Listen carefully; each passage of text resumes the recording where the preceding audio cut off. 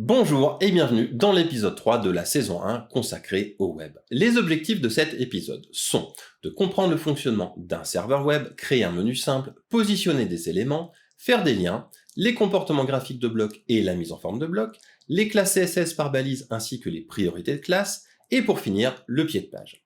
Alors comment fonctionne un serveur web et que se passe-t-il quand nous naviguons sur un site? La première étape pour accéder à une page est de faire ce qu'on appelle une requête de la page sur un serveur. On utilise pour cela une URL. L'URL est l'acronyme de Uniform Resource Locator, ou localisateur universel de ressources en français. Que ce soit une adresse tapée directement dans une barre de navigation ou bien un lien d'un moteur ou d'une publication, c'est pareil. Une URL est composée de plusieurs parties. La première partie, c'est le protocole utilisé. Le plus souvent HTTP ou HTTPS pour les pages web. HTTP qui veut dire Hypertext Transfer Protocol, le même hypertexte que dans HTML.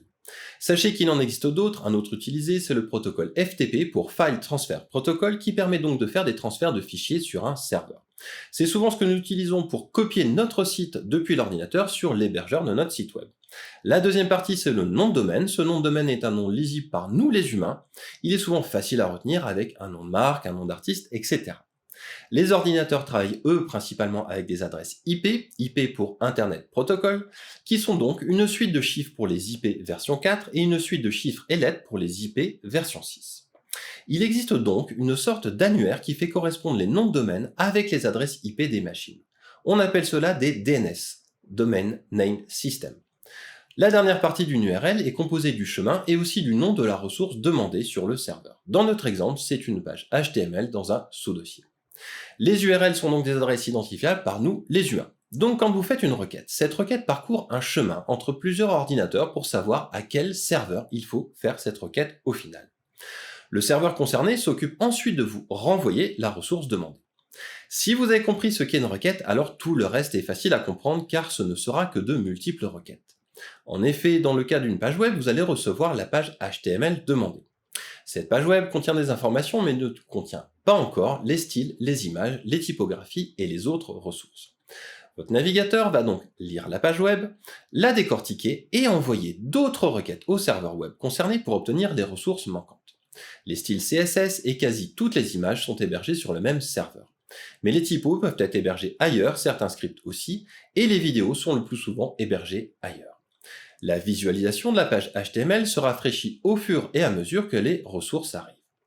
Pour aller un petit peu plus loin, sachez que les serveurs web à base de PHP ou de Node.js fonctionnent de la même manière. Il y a par contre plus d'étapes pour vous fournir le code HTML puisque c'est souvent un assemblage de plusieurs fragments de code HTML en fonction du contexte, des droits d'utilisateur que vous possédez, etc. Voilà pour le fonctionnement des requêtes et des serveurs web. Je vous propose de passer derrière l'ordinateur pour faire le point d'où nous en sommes sur le site et pour la suite du code. Pour rappel, voici la maquette simplifiée du site que nous devons réaliser. Nous avons réalisé le header avec son image de fond ainsi que l'article central. Il nous reste maintenant à créer un menu et un pied de page. Le sous-menu, ce sera pour plus tard, avançons une étape après l'autre. Je vous propose de commencer par le pied de page car c'est le plus simple. En effet, le pied de page, comme l'entête, possède une balise spécifique. Pour le pied de page, c'est la balise footer. Dans CodePen, nous allons utiliser la balise footer. C'est une balise paire, donc avec une balise fermante. Nous allons mettre du texte comme le contact et les mentions légales. D'une manière générale, il est d'usage d'utiliser soit un div, soit un span pour encadrer du contenu. Le div que nous avons vu lors du précédent épisode est un bloc avec retour à la ligne, alors que span est aussi un bloc mais en ligne. On dit un inline. Il n'y a pas de retour à la ligne quand deux spans se suivent. Il ne nous reste plus qu'à mettre du CSS sur le footer. Nous avons vu le sélecteur d'ID, donc par identifiant, nous avons vu le sélecteur par nom de classe. Il existe encore un autre moyen d'appliquer du CSS à un élément, c'est le sélecteur par balise. En effet, cela va appliquer un code CSS à une balise, quel que soit l'endroit où elle se trouve dans la page. Dans le cadre CSS, footer, on indique une taille, une couleur de fond, background color, RGB 150, 150, 150. On veut aligner le texte, pour cela, il existe une propriété CSS qui est texte aligne et qui permet donc d'aligner un texte. Left pour aligner à gauche, c'est le réglage par défaut. Right pour aligner à droite et Center pour centrer le texte. Le CSS va s'appliquer à toutes les balises footer de la page. Il n'y a qu'un seul footer dans notre page. Alors créer une classe CSS que nous n'allons pas réutiliser ou créer un identifiant, c'est peu pertinent. Sachez au final que tout fonctionne et que le plus important c'est de pouvoir maintenir le code, donc de pouvoir le relire facilement. Sachez cependant que parmi les sélecteurs de classe CSS ou les sélecteurs d'ID CSS ou les sélecteurs de balises, il y a un ordre de priorité.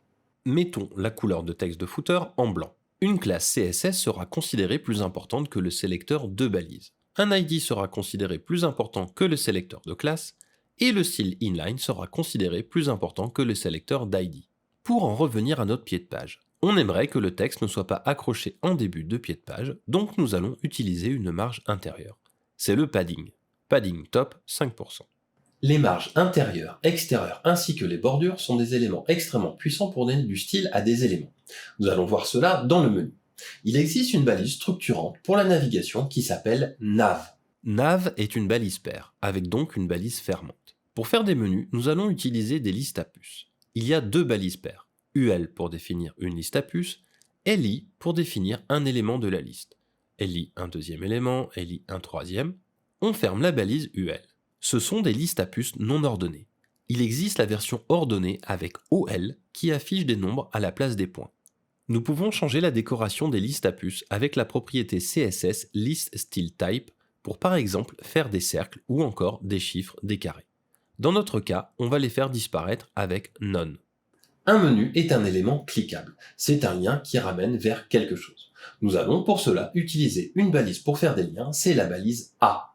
Cette balise est une balise paire, avec donc sa balise fermante. Elle ressemble à la balise image, non pas qu'il y ait besoin d'une source, mais d'une cible pour le lien. La cible est l'attribut href, par exemple avec un lien sur le moteur de recherche Google. Dans notre menu, nous allons utiliser la balise A pour faire des liens, avec un lien sur accueil, un lien sur une page et un lien sur une autre page. On laisse les href vides, nous les remplirons plus tard. Nous allons maintenant donner un style à ces liens pour en faire des boutons.